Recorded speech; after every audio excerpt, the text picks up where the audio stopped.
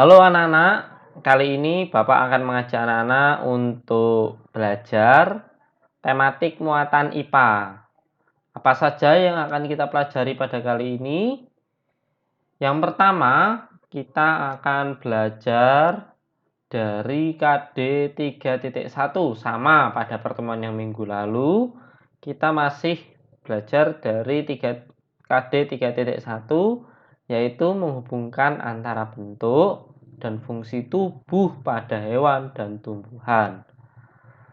Lalu tujuan pembelajaran kita masih melanjutkan dari tujuan pembelajaran pada minggu lalu, yaitu dengan mengamati sebuah teks bagian-bagian tumbuhan, peserta didik mampu menjelaskan minimal 2 bentuk dan fungsi dari tumbuhan secara tepat. Hari ini kita masih fokus terlebih dahulu pada bagian tumbuhan dan kita akan melihat fungsinya. Kalau kemarin kita sudah belajar tentang tumbuhan, tapi secara sedikit, kali ini kita akan melihat secara luas lagi. Bagian-bagiannya ada apa saja, lalu jenis-jenisnya juga. Mari kita akan mengingat terlebih dahulu yang pertama pada pembelajaran sebelumnya atau minggu lalu. Bagian-bagian tumbuhan yang pertama adalah bagian yang ada di dalam tanah, yaitu ada akar. Nah, ini adalah contoh ya, contoh dari gambar akar. Lalu yang berikutnya di atasnya akar bagian tumbuhan, yaitu ada batang. Ini batang sangat mudah sekali untuk kita lihat karena berada di atas permukaan tanah. Lalu bagian tumbuhan yang berikutnya yang menempel dengan batang adalah daun. Nih di sini juga ada contoh gambar daun. Nah, lalu bagian tumbuhan yang kerap kali terletak di sela-sela atau di antara daun dan batang, yaitu ada bunga. Nah, bunga ini kerap sekali letaknya itu berdampingan atau berdekatan dengan daun. Di sini adalah contoh siluet dari bunga sepatu. Bagian tumbuhan berikutnya sesudah ada bunga, yaitu ada buah. Nah, ini adalah contoh dari siluet buah anggur dan apel. Yang terakhir, bagian tumbuhan adalah biji. Di mana letak biji pada bagian tumbuhan? Yaitu terletak di dalam buah. Baik, anak-anak, mari kita akan melihat satu persatu dari bagian tumbuhan-tumbuhan ini secara detail atau secara lengkap. Yang pertama, akar. Akar merupakan bagian tumbuhan yang tumbuh di dalam tanah. Jadi akar ini adanya di dalam tanah pada umumnya ya. Secara umum, jenis akar ada 2, yaitu akar serabut dan akar tunggang. Akar serabut dimiliki oleh tumbuhan berkeping 1. Contohnya padi dan jagung. Berkeping 1 ini artinya anak-anak, ketika nanti kita akan membelah, biji ini tidak akan secara utuh terbelahnya. Akar tunggang dimiliki oleh tumbuhan berkeping 2. Contohnya mangga dan jambu. Mengapa mangga dan jambu dikatakan tumbuhan berkeping 2? Biji dari mangga dan jambu itu ketika dibelah dia akan secara utuh kelihatan seperti ini. Kurang lebih seperti ini tangan kaki. Ketika biji mangga ini dibelah tengah-tengahnya dia akan membelah seperti ini. Ini artinya tumbuhan yang berkeping 2 atau bijinya berkeping 2. Contoh lagi adalah yang berkeping 2 kopi. Jika anak-anak melihat biji kopi itu atau gambar biji kopi, dia ketika dibelah akan menjadi keping 2 dan besarnya pasti sama. Bagaimana bentuk dari akar serabut dan akar tunggang? Berikut ini adalah contoh gambar dari tanaman yang memiliki akar serabut. Kita lihat anak-anak, kalau akar serabut banyak sekali cabang-cabangnya. Ini adalah bulu akar namanya, yang kecil-kecil ini. Dan dia sangat panjang. Pada umumnya, ya, akar serabut ini adalah akar yang sangat pendek sekali. Dia tidak dapat menembus yang dalam pada tanah karena dia memiliki bulu-bulu akar yang sangat mudah untuk menyerap air. Contohnya saja di sini ada padi dan jagung. Maka ketika kita mencabut tanaman padi atau jagung itu sangat mudah sekali. Karena apa? Karena akarnya ini panjang, ya, panjang dan pendek-pendek, tidak sampai menembus ke dalam tanah yang sangat dalam. Jadi sangat mudah sekali untuk dicabut. Berbeda dengan bentuk akar yang kedua, yaitu akar tunggang. Kalau akar tunggang, dia hanya memiliki satu, ya, memiliki satu akar yang sangat panjang dan itu akan menembus ke tanah itu sangat dalam sekali. Sehingga ketika akan dicabut itu mengalami kesulitan. Dan di satu akar yang dalam ini memiliki bulu akar yang sedikit di tepi-tepinya ini. Nah, bulu akar ini memiliki fungsi untuk menyerap air yang ada di dalam tanah. Lalu setelah kita mengetahui bentuk akar, apa fungsi dari akar tersebut, baik itu akar tunggang maupun akar serabut, fungsi yang pertama adalah akar untuk menyerap air dan zat hara yang ada di dalam tanah. Lalu fungsi yang kedua adalah menguatkan berdirinya tumbuhan pada tempat tumbuhnya. Jadi fungsi akar ini adalah sebagai penopang atau penyangga agar tumbuhan tidak mudah roboh. Lalu fungsi yang ketiga adalah menyimpan cadangan makanan. Contoh dari tumbuhan yang menyimpan cadangan makanan di akar adalah singkong. Nah, singkong ini tentu juga memiliki banyak manfaat. Salah satunya untuk membuat makanan geblek.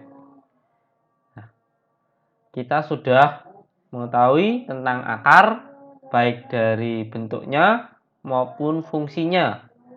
Yang berikutnya kita akan melihat pada bagian batang.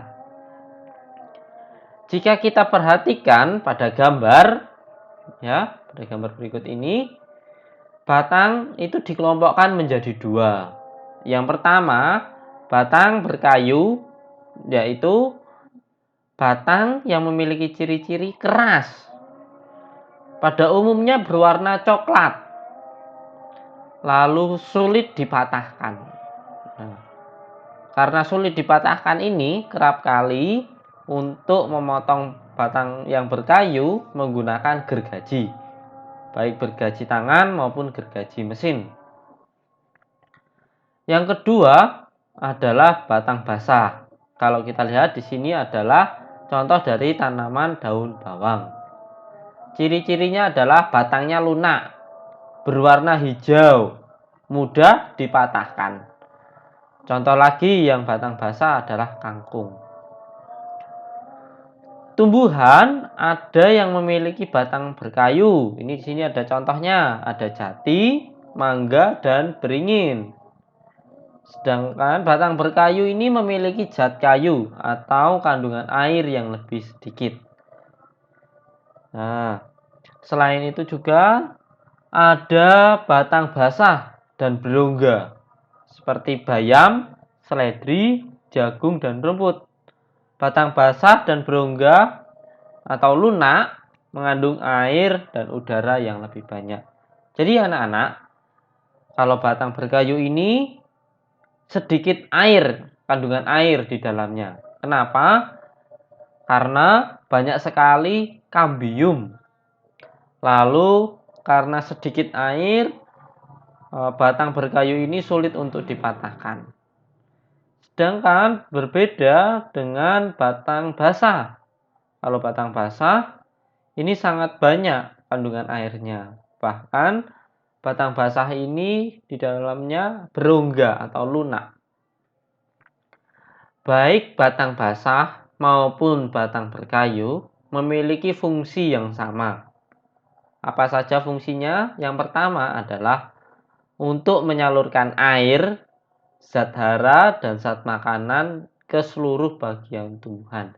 Jadi setelah akar itu menyerap air dan zat hara yang ada di dalam tanah, air tersebut akan disalurkan ke batang. Dan batang ini memiliki fungsi untuk menyalurkan ke bagian-bagian tumbuhan yang lainnya. Seperti daun, bunga, dan buah. Dia akan menjadi penyalur. Dan fungsi yang berikutnya adalah tempat tumbuhnya daun, bunga, serta buah. Nah, maka batang memiliki peran penting di sini sebagai penyangga juga. Yaitu menyangga apa? Menyangga daun, menyangga bunga, dan menyangga buah. Fungsi yang ketiga adalah tempat menyimpan cadangan makanan. Contohnya tanaman apa yang menyimpan cadangan makanan pada batang, yaitu tebu. Di mana tebu, batang tebu, kita manfaatkan sebagai penghasil gula yang kita konsumsi setiap harinya. Atau juga kita mengonsumsi tebu untuk diminum, yaitu es tebu. Bagian tumbuhan yang ketiga, yaitu daun. Daun berfungsi sebagai tempat fotosintesis. Fotosintesis adalah proses pembuatan makanan pada tumbuhan dengan energi cahaya matahari. Selain itu, daun juga berguna sebagai tempat penguapan air dan sebagai alat pernapasan pada tumbuhan. Di sini, daun memiliki peran penting sebagai tempat fotosintesis atau proses pembuatan makanan. Nah, ketika kita makan, itu kita butuh air minum agar kita tidak tersedak ya, tidak seret kalau gitu. Begitu juga dengan tanaman. Tanaman pun butuh air dalam proses mengolah makanan fotosintesisnya, di mana air diperoleh dari akar, sedangkan untuk proses makannya, proses mengolah makanan ada di daun. Nah, anak-anak, daun yang berwarna hijau artinya daun ini kaya akan klorofil. Sedangkan daun yang berwarnanya tidak hijau atau sedikit warna hijaunya artinya sedikit juga kandungan klorofil yang ada di daun. Gitu. Lalu kita akan melihat pada daun ini bagian-bagiannya apa saja ya dan jenis-jenisnya apa saja. Di sini ada jenis daun. Kalau kita melihat daun yang menyerupai seperti ini, ada seperti anak-anak panahnya ini adalah bentuk tulang daun menyirip. Nah, ini namanya tulang daun yang tengah ini. Lalu kalau yang membentuknya seperti ini atasnya ujung melengkung, ada belenduknya, ada lengkungnya. Ini namanya tulang daun melengkung. Nah, yang seperti ini adalah seperti jari kita. Ya, walaupun jumlahnya tidak 5, maka ini dikatakan tulang daun menjari. Nah, kalau ini yang jagung, ya, jejer-jejer atau biasanya lurus, ada atas, bawah gitu, dan panjang, itu dinamakan tulang daun sejajar. Nah, tulang daun yang 4 di sini adalah Bapak beri contoh yang pada umumnya atau kerap kali kita jumpai di lingkungan kita sehari-hari. Nah, yang ini adalah contoh dari daun pepaya. Ya, ini adalah contoh daun pepaya. Di di mana ini juga termasuk tulang jari dari tulang daun menjari. Ini ada lengkuan 1, 2, 3, 4. Walaupun tidak sama seperti di sini, tapi di sini ada lekuan gini. Ini adalah bentuk tulang daun menjari. Nah, bagian-bagian pada daun semuanya sama. Setiap daun ini memiliki bagian. Yang tidak ada di sela-sela ini ya, maksudnya yang berada di sela-sela daun ini, pada bagian ini namanya adalah helai daun. Lalu yang garis-garis ini yang dinamakan tulang daun. Yang dilihat seperti urat. Nah, ini namanya tulang daun. Yang tengah, nah ini pangkalnya ini namanya pelepah. Pelepah ini adalah bagian yang menyabang-cabang ini adalah pelepah. Lalu ini adalah tangkai daun. Nah, ini kalau di sini ini tangkai daunnya, lalu ini pelepah daun, ini tulang daun, dan yang ada di sini adalah helai daun. Nah, ini salah di antara tulang daun ini adalah helai daun. Lalu pertemuan antara tulang daun dan tulang daun itu di sini namanya pelepah. Nah, yang menyangga daun namanya tangkai daun. Itu anak-anak. Ini adalah bagian ketiga dari daun. Yang berikutnya kita akan melihat di mana bunga, buah, dan biji. Yang pertama, kita akan melihat pada bunga. Bunga memiliki peran penting dalam perkembangbiakan tumbuhan karena pada bunga terdapat alat perkembangbiakan. Nah, di sini bunga ini menjadi fokus utama bagaimana keberlangsungan tumbuhan tersebut. Mengapa demikian? Kita lihat pada bagian-bagian bunga. Pada bagian bunga ini terdapat mahkota. Nah, mahkota ini biasanya memberikan daya tarik bagi kita. Bahkan pada hewan-hewan juga memberikan daya tarik karena warnanya yang mencolok. Nah, ini adalah alat perkembangbiakan pada bunga bagiannya ya. Ada kepala sari, ini adalah benang sari. Lalu kepala putik, dan ini tangkai putik. Proses perkembangbiakan tumbuhan itu ada pada di sini. Ketika kepala sari atau benang sari ini masuk pada putik.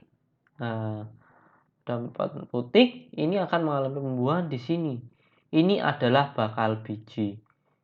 Nah, ini kalau anak-anak makan buah, ya, ketika anak-anak makan buah dan ada bijinya, mula-mula itu biji itu ada pada bunga ini. Karena apa? Pada bunga terdapat bakal biji. Arti bakal itu artinya adalah calon, gitu ya, calon. Lalu bunga itu juga memiliki kelopak. Kelopak ini berfungsi untuk menyangga bunga atau menyangga mahkota ini. Kelopak berfungsi untuk menyangga mahkota. Lalu ini ada dasar bunga dan tangkai bunga.